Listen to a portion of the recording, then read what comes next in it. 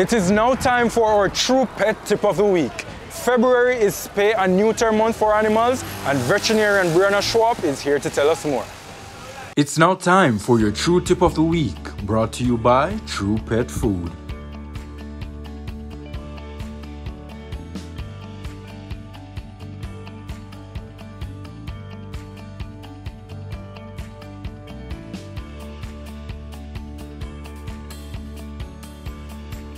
Spay and neuter is very, very important for many reasons. Of course, number one, when people think of spay and neuter, they think of population control and preventing unwanted litter. So of course, we spay and neuter animals to prevent them from having babies, whether it's because you're not suited to be raising puppies or kittens, or you don't want to have the extra mouths to feed, or the animal is not fit for breeding, whatever it is. And also for population control, meaning we don't want to have animals just breeding indefinitely.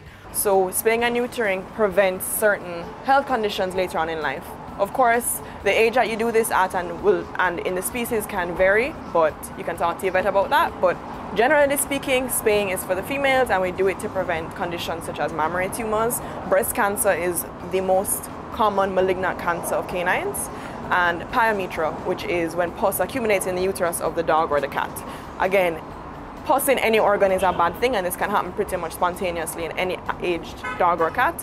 So we spay and neuter to prevent that happening. In males, we see a lot of prostate issues, testicular issues, tumors, tail tumors, anal tumors, perineal hernias, all of these conditions that are connected to them having their sex hormones. So we neuter to prevent those things as well.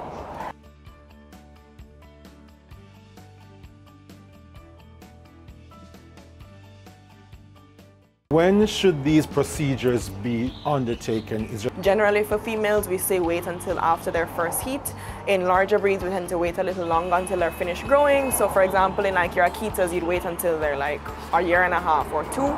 In smaller dogs, you can get away with doing it around 8 to 10 months, sometimes at a year. I usually advise waiting until their animal is over a year old. However, I will say that in cases where it's, say, a house with a lot of other dogs and we're not sure if we can separate them, we may do it a little earlier, because prevention is still better than cure in those cases. For males, again, we just wait until the animal is fully matured, so usually over a year. And again, in those bigger animals, you're going to wait until they're a little bit more fully grown, which takes a little longer in those bigger dogs.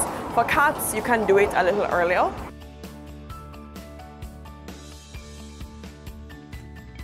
Your dog. So your dog can be responsible for the lives of thousands of puppies in its lifetime. If you never spay a female dog and it has 5 puppies and those puppies each have 5 puppies, you're contributing to the problem. So everybody has to kind of think inwardly and remember that we're all responsible for the ripple effect that we have.